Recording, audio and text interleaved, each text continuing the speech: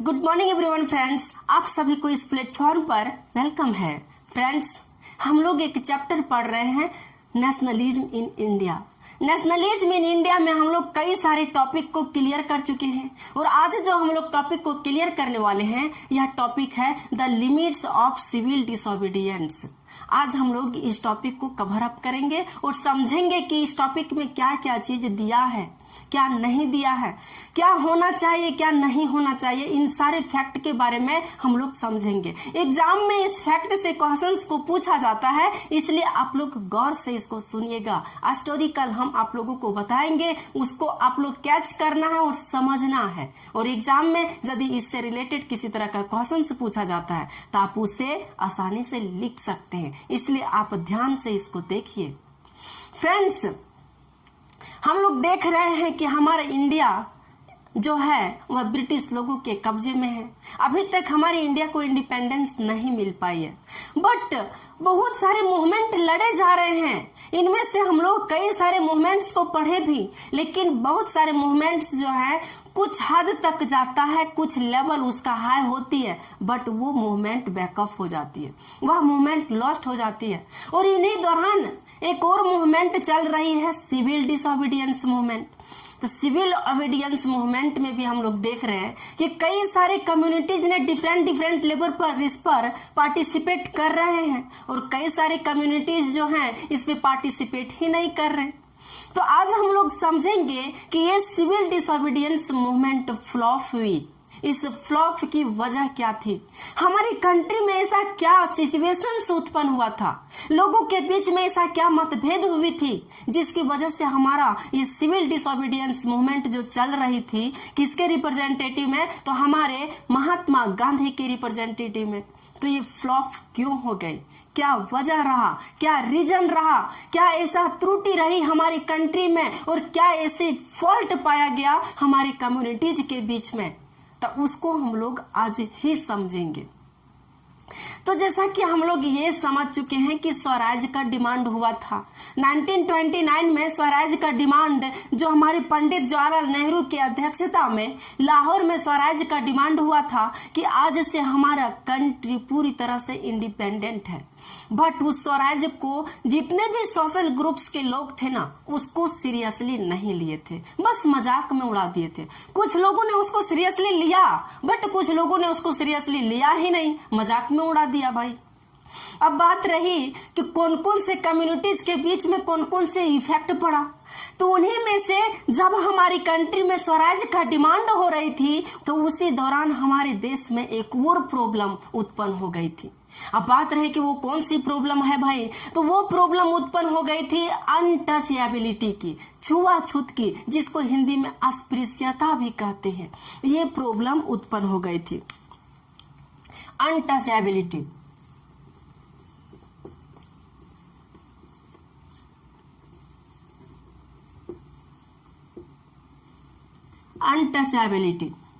Untouchability में इसमें क्या था कि जो हमारे लोअर कास्ट के लोग थे हमारे कंट्री के, ये लोग अपने आप को दलित और अपने आप को ऑपरेसिव समझने लगे।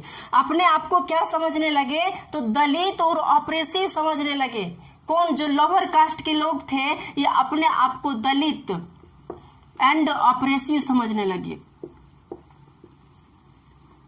दलित और ऑपरेसिव समझने लगे। यानी अब हम लोग दलित हैं और ऑपरेसिव यानी प्रताड़ित हैं, ये लोग लोअर कास्ट के लोग समझने लगे थे। और ये लोग ये डिमांड कर रहे थे, इन लोगों का ये मानना था कि जो इंडिपेंडेंट की लड़ाई जो लड़ी जा रही है इसमें हम लोगों को कोई बेनिफिट मिलने वाली नहीं है।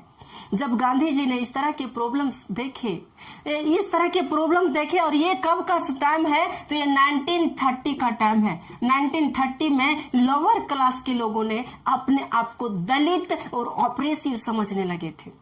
महात्मा गांधी ने जब इस तरह के सिचुएशंस को देखे कि अपने आप को लोअर कास्ट के लोग दलित समझ रहे हैं, तो महात्मा गांधी ने इसके लेवल को हाई करने के लिए, इसको मनोबल बढ़ाने के लिए एक नाम से इसको डिनोट कर दिए, और वो नाम क्या था, तो हरिजन। हरिजन। महात्मा गांधी ने कहा कि आप लोग दलित नहीं हैं, आप लोग ऑपरेसिव नहीं हैं, आप लोग हरिजन हैं। और हरिजन का अर्थ होता है the children of God, the children of God, इसका अर्थ होता है द चिल्ड्रन ऑफ गॉड, यानी आप लोग भगवान के बच्चे हैं, आप लोग कोई दलित नहीं है। इसके लिए महात्मा गांधी ने इन लोगों को राइट्स देना स्टार्ट कर दिए और कई सारा राइट्स दिया गया। यानी जब हमारी कंट्री इंडिपेंडेंस नहीं हुई थी, यानी सिविल डिसोबीडियंस मूवमेंट के पीरियड में, इस जब हरिजन लोगों पर या दलित लोगों पर अत्याचार किया जा रहा था, हाई लेवल के जो लोग थे, हाई कास्ट के जो लोग थे, वो लोग लोअर कास्ट के लोगों पर अत्याचार कर रहे थे। अत्याचार कैसे कर रहे थे कि इन लोगों का छुआछूत बहुत देखा जाता था। यदि कोई दलित लोग किसी सामान को छू दिया ना, तो हायर कास्ट के लोग उसको फिर खाते नहीं थे। इन लोगों का छुआछूत कहीं भी, या इन लोगों का छुआछूत नहीं खाया जाता था, ना ही हरिजन लोगों के घर में जाकर के खाया जाता था, ना तो किसी इनवाइट किया जाता था। यहाँ तक कि यदि हरिजन लोग किसी कुएं के पानी को भी छू देता था ना, तो उस पानी को वो लोग पीते नहीं थे। माना जाता है कि उस कुएं के पानी को निकाल कर उसको बहा दिया जाता था, तब जाकर के उस कुएं के पानी को हायर कास्ट के लोग उसको पीते थे। जो उच्च जाति के लोग थे वो पीते थे। इतना भेदभाव उस टाइम चल रहा था। इसीलिए ये लोग चाहते थे कि हम लोगों को जो है, हम लोग एक तरह के दलित हैं और हम लोगों को ऑप्रेस्ड किया जा रहा है, हम लोगों को प्रताड़ित किया जा रहा है, मैं इसका सहन कभी नहीं करूंगा। ये एक तरह से सही ही था। इन लोगों को यहाँ तक कि मंदिरों में जाने का भी यह नहीं था, राइट्स ही नहीं था। ये लोग मंदिर में भी नहीं जा सकते थे, ना ही कोई रोड में जा सकते थे, ना ही कोई टैंक्स वगैरह पर पानी लाने के लिए ये लोग जा सकते थे। कहीं पर इन लोगों को जाने का अलाउ ही नहीं दिया गया था, क्योंकि लोग मानते थे, जो हायर कास्ट के लोग थे वे लोग मानते थे कि ये लोग एक दलित हैं, एक नीच जाति के हैं, और नीच जाति के यदि छुआ हुआ हम खाएंगे तो हमारे भगवान हमसे रुष्ट हो जाएंगे, हमसे नाराज हो जाएंगे, और अगला जन्म में हम आदमी के रूप में जन्म नहीं लेंगे। यह इस तरह का कीड़ा जो हायर कास्ट के लोगों में भरा हुआ था, कूट कूट करके भरा हुआ था, जिसका शिकार ये दलित यानी हरिजन भाई लोग हो रहे थे। बट हमारे महात्मा गांधी ने देखे कि इस तरह की प्रॉब्लम्स हो रही है, ऐसा सिचुएशंस हो रहा है, तो इन लोगों के लिए कुछ किया जाए। तो महात्मा गांधी सामने आए और सामने आकर के क्या किए, जो इन लोगों को कुआं से पानी लाने के लिए मना किया गया था, उसका राइट्स दे दिया गया कि अब दलित लोग भी उसी कुआं से पानी पिएंगे जिस कुआं से हायर कास्ट के लोग पानी पीते हैं। उसको कोई रोक नहीं सकता। दलित लोग भी मंदिर जाएंगे, दलित लोग भी रोड पर जाएंगे, दलित लोग भी टैंक से पानी लाएंगे, उसको कोई रोक नहीं सकता। महात्मा गांधी ने ये राइट्स इन लोगों को दे दिए। इसके अलावा महात्मा गांधी खुद लोअर कास्ट के लोगों को ऊपर करने के लिए खुद क्या किए, उन्होंने सफाई अभियान में शामिल हो गए और खुद टॉयलेट साफ किए कि नहीं, यहाँ पर कोई नीच और ऊंच जाति के लोग नहीं है, यहाँ सभी लोग इक्वालिटी है, यहाँ इक्वालिटी से देखा जाता है। हमारे इंडिया में यदि हम लोग हाई कास्ट और लो कास्ट के बीच मतभेद करेंगे, डिफरेंस करेंगे, तो हम लोगों को कभी इंडिपेंडेंस मिलेगी। यदि यहाँ अनटचेबिलिटी का भावना रहेगा तो विद इन 100 डेज, मान ले कि हम लोगों को इंडिपेंडेंस मिल भी जाती है, तो 100 दिन तक, 100 डेज तक भी हम लोग एक साथ नहीं रह पाएंगे, हम लोग अपनी सत्ता को नहीं चला पाएंगे। महात्मा गांधी ऐसा मानते थे और ये रियलिटी में है। यदि अनटचेबिलिटी, छुआछूत का भावना चलता तो हमारा देश आजाद भी क्यों नहीं हो जाता, लेकिन हम लोगों को यह देश नहीं चला पाते हम लोग, क्योंकि छुआछूत का कीड़ा भरा हुआ था। कोई भी नीचे जाति के लोगों को बड़ा बड़ा पोस्ट पर नहीं जाने देते कि नहीं, छुआछूत है, ये लोग छोटे जाति के हैं, इन लोगों का काम है नीच नीच काम करना। ऐसा लोगों के मन में भावना उत्पन्न होते रहता था, लेकिन ये गलत था ना। तो गांधी जी ने इसी को देखते हुए क्या किए, इन लोगों को हरिजन के नाम से संबोधित किए और बोले कि आप लोग भगवान के बच्चे हैं, आप लोग भगवान के बच्चे हैं, सपोर्ट कीजिए, सारा राइट्स आपको दिया जाएगा, यहाँ तक कि आपको रोड्स पर उतारा जाएगा, कुएं से पानी लाने के लिए जाया जाएगा, और यहाँ तक कि टेम्पल यानी कोई मंदिर जाने की जरूरत हो तो वहां भी आप लोगों के लिए खुला छूट है। जिस तरह हायर कास्ट के लोगों को जो राइट्स है, वो राइट्स लोअर कास्ट के लोगों को भी है। इसलिए आप लोग अपने आप में कभी दलित और ऑप्रेसिव मत समझिए। लेकिन इसी बीच में महात्मा गांधी ने ये डिसीजन लेने लगे और सोचने लगे कि इन लोगों को कुछ स्पेशल राइट्स यदि दे दिया जाए तो इन लोगों में जो मतभेद है वो मतभेद ठीक हो जाएगा। और इन्हीं दौरान भी कई सारे जो दलित के लोग थे, जो हरिजन लोग थे, इनमें से कई लीडर्स ने ये डिमांड करने लगे कि हम लोगों को स्पेशल राइट्स दे दीजिए। स्पेशल राइट्स यदि हम लोगों को मिलेगा तो जो भेदभाव हो रही है ना, छुआछूत का भेदभाव, ये खुद ब खुद मिट जाएगा, इसमें कोई रोक ही नहीं लगेगी। इसलिए कुछ लीडर्स ने क्या किए, स्पेशल राइट्स मांगने लगे कि हम लोगों को स्पेशल राइट्स दे दिए। स्पेशल राइट्स इन लोगों ने बोले कि हम लोगों को इंस्टीट्यूशन में रिजर्व कर दिया जाए, हम लोगों में को स्कूल में या कोई एजुकेशनल इंस्टीट्यूशन में हम लोगों को कुछ सीट रिजर्व कर दिया जाए, ताकि हम लोग भी पढ़ लिख सके, हम लोग भी अच्छे पोस्ट पर जा सके। ऐसा इन लोगों का मानना था, ये भी सही था।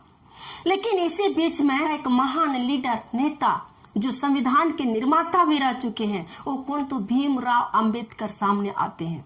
और जब भीमराव अंबेडकर सामने आते हैं तो ये भी डिमांड करते हैं कि दलितों लोगों को जो ऑपरेस्ट किया जा रहा है उस पर कुछ ऐसा लॉ बनाया जाए, कुछ ऐसा कानून बनाया जाए जिससे क्या होगा कि दलितों पर जो प्रताड़ित किया जा रहा है हाई कास्ट के लोगों के द्वारा, वो ठीक हो सके।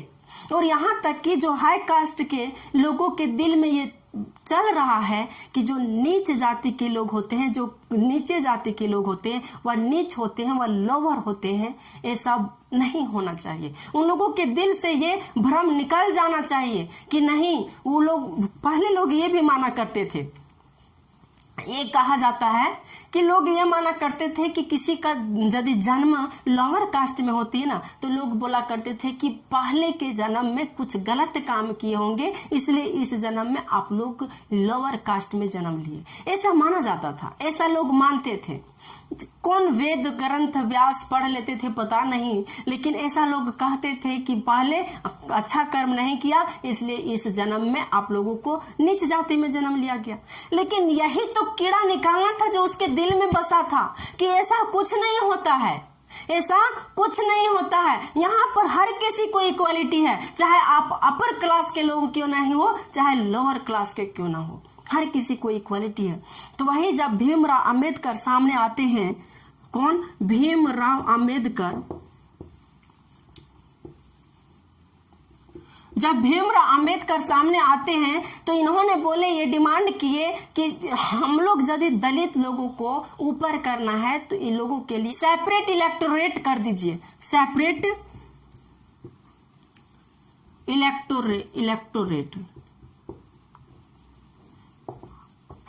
इलेक्टोरेट का मतलब हो गया है कि हम लोगों को अलग निर्वाचन कर दीजिए, निर्वाचन अलग कर दीजिए। डेट मीन्स मान ले कि कोई चुनाव वगैरह होती है तो हम लोगों को एक एरिया दे दीजिए, निर्वाचन क्षेत्र दे दीजिए अलग। यदि दलित लोग अलग रहेंगे तो वो सब के लिए क्या होगा, अलग चुनाव होगा, अलग इलेक्शन होगी। हमारी कंट्री ये है, मान ले कि इंडिया ये है, और इंडिया के बीच में दलित लोग डिमांड करेंगे कि हम लोगों के लिए एक अलग निर्वाचन क्षेत्र दे दीजिए, इतना हम लोगों को दे दीजिए, और इसमें क्या होगा, सिर्फ दलित लोग ही चुनाव लड़ेंगे। यदि इस तरह की सिचुएशन इन लोगों को दे दिया जाए, या ऐसा राइट्स यदि इन लोगों को दे दिया जाए, तो जितने भी कम्युनिटीज के लोग हैं भाई, सारे लोग तो ये डिमांड करने लगेंगे ना कि हम लोगों को भी सेपरेट इलेक्टोरेट कर दीजिए, हम लोगों को अभी निर्वाचन क्षेत्र दे दीजिए, हम लोग खुद से इलेक्शन लड़ेंगे और वहां पर रिप्रेजेंटेटिव खुद बनेंगे। ऐसा गलत होता ना, इसीलिए महात्मा गांधी इन लोग इसके खिलाफ में थे, डॉक्टर भीमराव अंबेडकर के खिलाफ में थे। समझिए इतना महान नेता हैं और इन्हीं के बीच में हमारे महात्मा गांधी भी हैं, दोनों महान महान लीडर हैं, बट दोनों के बीच में टेंशन हो गए और दोनों खिलाफ हो गए। बट जब सेकेंड ये टेबल कॉन्फ्रेंस हुई, सेकेंड ये राउंड टेबल कॉन्फ्रेंस लंदन में जो ब्रिटेन में हुई, उनमें से क्या किया गया, इंग्लैंड के द्वारा जो भीमराव अंबेडकर का जो डिमांड था वह डिमांड को फुलफिल कर दिया गया, यानी पूरा कर दिया गया, उसके डिमांड को मान लिया गया। अंग्रेज भी चाहते थे यही, अंग्रेज यही चाहते थे कि घरों में लड़ाइयां जब होगी तब हमको फायदा होगा। यानी यहाँ पर अपने ही देश में अपने भाई भाई लड़ रहे थे। यहाँ पर महात्मा गांधी और डॉक्टर भीमराव अंबेडकर एक दूसरे के अगेंस्ट में थे। महात्मा गांधी चाहते थे कि कुछ रिजर्व ले लीजिए, बट ये जो आप सेपरेट इलेक्टोरेट का डिमांड कर रहे हैं ये बिल्कुल गलत है। लेकिन ये जो भीमराव अंबेडकर चाहते थे कि जब तक सेपरेट इलेक्टोरेट नहीं होगी तब तक यहाँ पर इक्वालिटी नहीं होगी, यहाँ पर हरिजन लोगों को दबाया ही जाएगा, क्योंकि यह खुद झेल चुके थे, ये खुद दलित से बिलोंग करते थे और कितना कष्ट कितना जिल्लत से यह पढ़े हैं खुद महात्मा ये डॉक्टर भीमराव अंबेडकर ही जानेंगे। जब इसकी जीवनी पढ़िएगा तब लगेगा कि इतना कठिन से यदि किसी के पास इतना प्रॉब्लम्स होती तो वह इतना आगे नहीं बढ़ पाता, लेकिन इन्होंने इतना प्रॉब्लम को फेस किए और फेस करके वह हमारे संविधान के निर्माता तक बन गए। इसीलिए भीमराव अंबेडकर ये डिमांड कर रहे थे कि हम लोगों को सेपरेट इलेक्टोरेट कर दीजिए, लेकिन गांधी जी इसके अगेंस्ट में थे। लेकिन ये जो है ब्रिटिश लोग ये भीमराव अंबेडकर के डिमांड को मान लिया। उन लोग चाहते थे कि हम इंडिया को तोड़ देंगे, ब्रिटिश लोग चाहते थे कि इंडिया को हम टुकड़ों में डिवीजन कर देंगे, और जब टुकड़ों में डिवीजन हो जाएगा तो अपने आप लड़ेंगे और अपने आप लड़ेंगे फिर से हमको बेनिफिट मिलेगी। तो इसके लिए इसी वजह से भीमराव अंबेडकर की डिमांड को ब्रिटिश लोगों ने मान लिया। जब ब्रिटिश लोगों ने मान लिया तब महात्मा गांधी इससे बहुत दुख हुआ और महात्मा गांधी ने ये फास्ट अनटू डेथ का अनशन पर बैठ गए। ये फास्ट अनटू डेथ, ये फास्ट अनटू डेथ यानी आमरण अनशन, हिंदी में इसको आमरण अनशन कहा जाता है। महात्मा गांधी आमरण अनशन पर बैठ गए।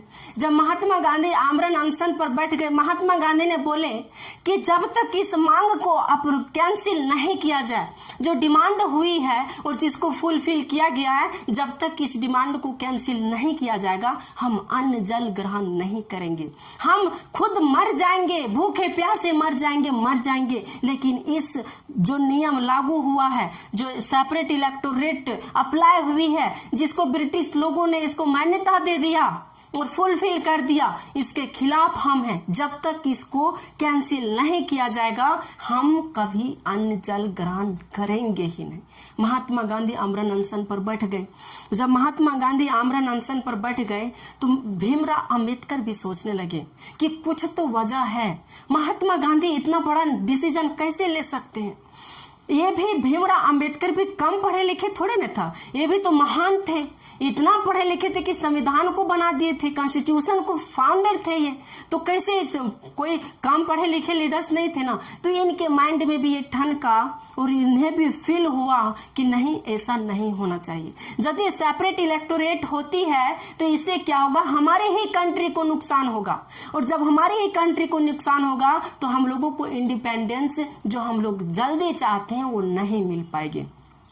इसलिए भीमराव अंबेडकर ने महात्मा गांधी के पास गए और बोले कि चलिए हम आपकी मांगों को पूरा करते हैं। भीमराव अंबेडकर महात्मा गांधी के पास जाकर के बोलते हैं कि हम आपकी मांगों को पूरा करते हैं और जो डिमांड हमने किए थे कि सेपरेट इलेक्टोरेट कर दे, इसको हम आज से कैंसिल मानते हैं और आपकी मांग को हम पूरा करते हैं, लेकिन इसके पीछे भी कुछ शर्त होनी चाहिए। महात्मा गांधी बोले ठीक है, बताइए क्या शर्त होनी चाहिए, हम शर्त एक्सेप्ट करने के लिए मंजूर हैं, बट इस तरह के लॉ को हम अपने कंट्री में कभी लागू नहीं होने देंगे। मेरे जीते जी ऐसा कभी नहीं हो सकता, जब हम मर जाएंगे तब जो करना है वो कर लीजिएगा। तो भीमराव अंबेडकर और महात्मा गांधी के बीच में एक पूना पैक्ट साइन होता है।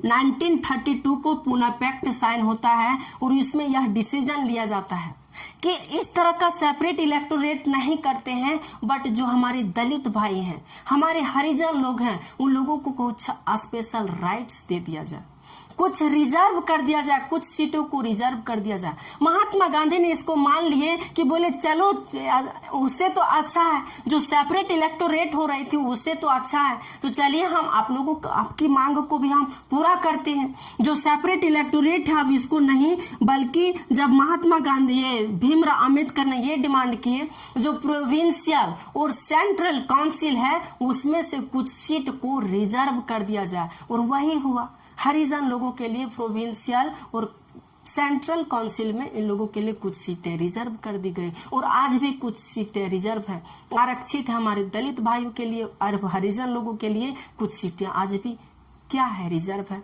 तो इस तरह से एक कम्युनिटी के लोगों ने जो अनटचेबिलिटी थी, ये अनटचेबिलिटी धीरे धीरे हमारे कंट्री से क्या हुआ, डिसअपियर हो गया। बट यही वजह थी कि जो दलित लोग थे सिविल डिसोबीडियंस मूवमेंट में पार्टिसिपेट नहीं कर रहे थे, बढ़ चढ़ के ये लोग पार्टिसिपेट नहीं किए थे, यहाँ तक कि ज्यादा एरिया में ये लोग पार्टिसिपेट नहीं किए थे। और ये दलित लोग ज्यादा अपना वर्चस्व कहाँ पर दिखा रहे थे, तो महाराष्ट्र में दिखा रहे थे, और बंगाल में ज्यादा वर्चस्व अपना आपको दिखा रहे थे, क्योंकि ये लोग जो मेजोरिटी में थे वह महाराष्ट्र में थे। महाराष्ट्र में सबसे ज्यादा हरिजन और आदिवासी लोग थे, इसीलिए ज्यादा वर्चस्व इसका वहीं पर देखा गया।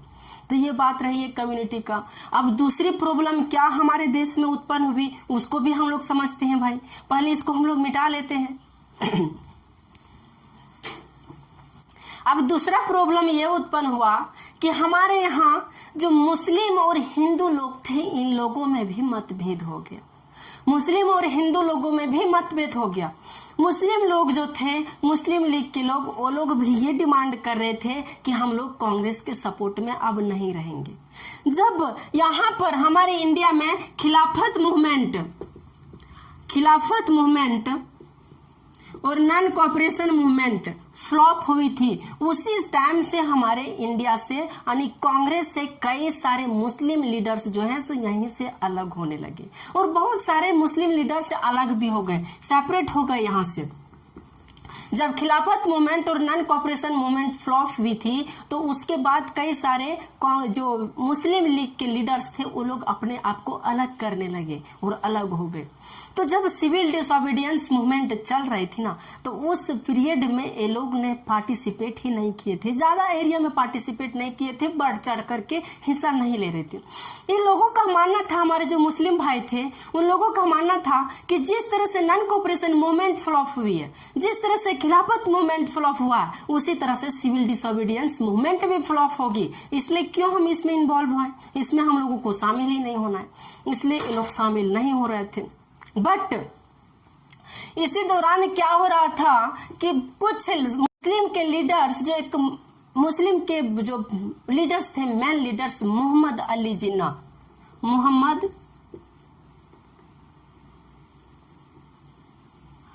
मोहम्मद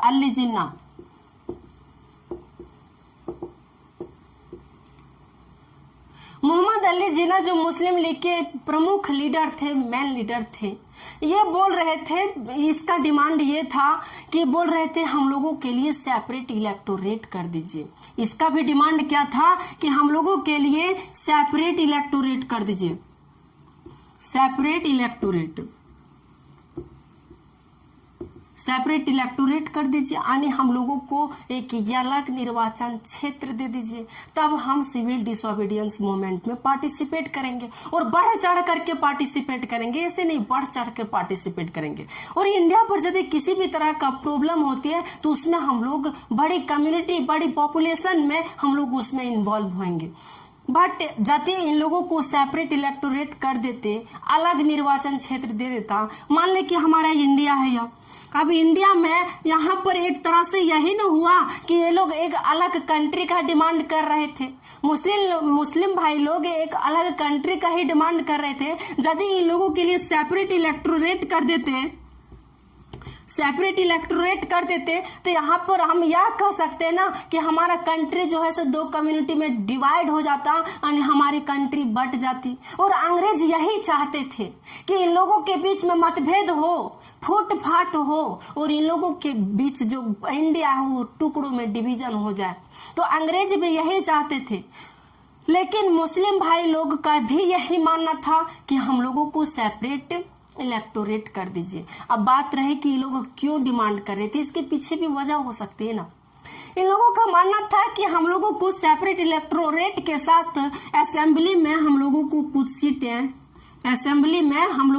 सीटें रिजर्व कर दीजिए, रिजर्व कर दिया जाए, यानी कुछ असेंबली जो है सांसद वहां पर हम लोगों की सीटें को रिजर्व कर दीजिए। रिजर्व करने की बात इसलिए ये लोग कर रहे थे क्योंकि इन लोगों का मानना था कि यहाँ पर हिंदुओं की संख्या अधिक है, हिंदू पॉपुलेशन अधिक है। इससे क्या होगा, हो सकता है कि फ्यूचर में हिंदू लोग हम लोगों को अपने पक्ष में या अपने अंडर में रखेंगे। माइनॉरिटी में हम लोग हैं तो हिंदू लोग हो सकता है हम लोगों को अपने पक्ष में या हम लोगों को दबा करके रखेंगे। हो सकता है हम लोगों पर ऐसा हो सकता है कि हिंदू लोग बोलेंगे कि हम लोगों की कल्चर को आप मानो, हम लोगों को ट्रेडिशनल को मानो, हम लोगों की रिलीजियन को मानो। तो ऐसा हो सकता है। इसका डर ये था कि हिंदू लोग जब हमारी कंट्री आजाद हो जाएगी तो हिंदू लोग ऐसा हम पर ऑपरेट कर सकते हैं। इसीलिए लोग डिमांड कर रहे थे कि हम लोगों को असेंबली में रिजर्व कर दीजिए कुछ सीट को, और यहाँ तक कि हम लोगों को सेपरेट इलेक्टोरेट भी कर दीजिए, कुछ अलग निर्वाचन क्षेत्र दे दीजिए, तब जाकर के हम इस मूवमेंट में पार्टिसिपेट करेंगे। कांग्रेस के लीडर ये मानते थे कि 1920 से लेकर के 1920 के दशक से जो कांग्रेस है, ये मुस्लिम के लीडर्स ये मानते थे कि 1920 से लेकर के कांग्रेस धीरे धीरे हिंदू की ओर मूव कर रहे हैं, हिंदू महासभा की ओर मूव कर रहे हैं। ये मानना था, किसका मानना था? तो ये मुस्लिम लोगों का मानना था कि कांग्रेस धीरे धीरे आप हिंदू लोगों की ओर मूव कर रहे हैं, मुस्लिम पर ध्यान नहीं दे रहे। बट ऐसा सही था या गलत था ये तो नहीं कह सकते, बट ऐसा गलत ही था। लेकिन कुछ मानना था, कुछ भावनाएं थी इस तरह की इन लोगों के बीच में, इसीलिए ये लोग धीरे धीरे हिंदू और मुस्लिम के बीच में डिफरेंस या फासला बढ़ने लगे, डिस्टेंस बढ़ने लगा। और डिस्टेंस ही नहीं, ऐसा हुआ कि जगह जगह पर इसका विरोध भी हुआ और जगह जगह पर दोनों के बीच में मतभेद भी, नारे भी लगे, हिंदू और मुस्लिम एक दूसरे के बीच में नारे भी लगे और कई जगह पर लड़ाइयां भी लड़ी गई। एक तरह से देखा जाए कि हमारे देश में ही इस तरह का हलचल मच गया जिससे ब्रिटिश लोग इससे बहुत खुश हुए। अब समझिए क्या प्रॉब्लम होगा, क्या स्थिति होगी जब दो पड़ोसी आपस में लड़ रहे हैं, और इसमें से एक पड़ोसी अपने भाई में ही लड़ रहे हैं। तो ये पड़ोसी कमजोर है क्यों नहीं होगा, वीक ही क्यों नहीं होगा, बट इस पड़ोसी को हराना इसके लिए बहुत इजी हो जाएगा ना, इजी हो जाएगा। जब अपने घर में ही यूनिटी नहीं है तो एक तरह का इजी हो जाएगा। तो जस्ट लाइक हमारी कंट्री में भी यही सिचुएशन हुई थी कि यहाँ पर मुस्लिम और हिंदू लोगों के बीच में मतभेद हो गया था, जगह जगह पर नारे लग रहे थे एक दूसरे के बीच में, और जगह जगह पर ये लड़ाइयां लड़ी जा रही थी। हिंदू और मुस्लिम के बीच में मतभेद बढ़ती चली गई धीरे धीरे, यहां तक कि कांग्रेस लोग पुनः 1927 को कांग्रेस लोगों ने ये ट्राई किया कि इन लोगों को एक साथ लाने की कोशिश किया जाए। बट जब 1927 में एक साथ लाने की कोशिश किया तो मोहम्मद अली जिन्ना ने ये डिमांड कर दिए कि हम लोगों को सेपरेट इलेक्टोरेट कर दीजिए, हम लोगों को एक अलग निर्वाचन क्षेत्र दे दीजिए जहां पर हम लोग खुद इलेक्शन लड़ेंगे और वहां पर रिप्रेजेंटेटिव खुद बनेंगे। इन लोगों का ये मानना था कि पंजाब और बंगाल में हमारी पॉपुलेशन ज्यादा है, इसलिए वहां पर रिप्रेजेंटेटिव भी मुझे ही बना दिया जाए। ये मुस्लिम लोगों का डिमांड था। बट हिंदू सभा के एक लीडर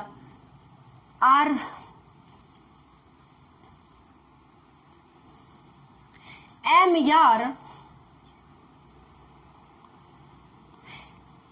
यार जयकार ने, हिंदू सभा के लीडर कौन थे? एम यार